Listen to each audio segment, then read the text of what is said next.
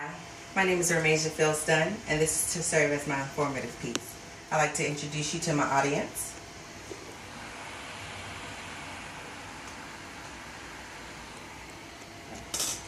This evening, I'd like to talk to you all about living in a modern-day genocide through police brutality and justifiable homicide.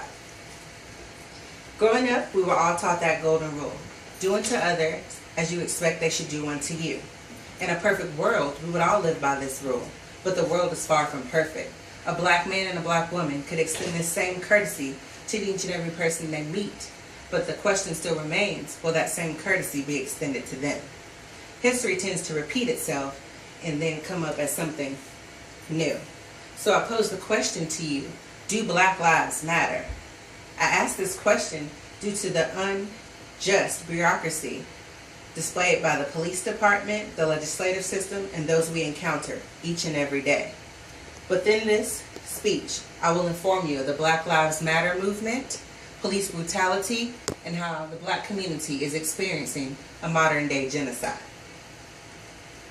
Black Lives Matter was created in 2012 after the death of Trayvon Martin, a young African-American teen who was brutally shot due to racial profiling.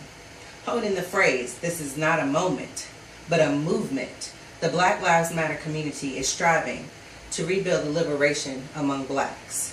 Although this was created for the black community, it is transcended to many different races due to its purpose and its cause. If you'd like to visit the website, it's www.blacklivesmatter.com. Here you can find the demands they have placed among the nation, as well as statistics and avenues for you to be a part of the movement.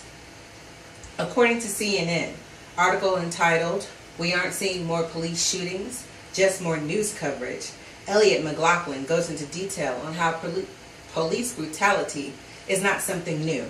It's been reoccurring for as long as we can imagine. However, the light shed upon it, the recognition, is all due to the era of modern technology as well as the youth of this generation. In a peer review entitled "Racism and Police Brutality," it presents the findings of a case study conducted by the National Police Misconduct Statistic Reporting Project, better known as the NPMSRP. Within this project, two questions were posed. The first being, what do the findings of the NPMSRP suggest about the rate of police brutality in America? Of the 5,986 reports of misconduct, percents that went to conviction were 33%, percent convicted that received prison sentences was 64%, and the average length time of that prison sentence was 14 months. The second question posed is, how do individuals perceive the police department? And what implication do these perceptions hold for the black man in America? Throughout these three themes, the general consensus is the black man in general does not hold the police in high regard. They actually have a lack of regard for them, and that it doesn't seem to be getting any better. Which brings me to my next point of justifiable homicide. Justifiable homicide can be defined as the killing of a person in circumstances that allows the act to be regarded in law without criminal guilt. Within this next table shows you the justifiable homicides in 2013. This table shows the age, the race, as well as the sex of those killed. In any category that you pick, the black category or the black race, no matter whether it's female or male, supersedes those of any other race. Genocide. Genocide is the deliberate killing of a large group of people, especially those in a particular ethnic group or nation.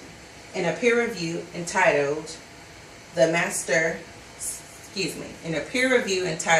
Genocide, the Master's Degree, that looks at the sociological standpoint and breaks down the conflict of social control.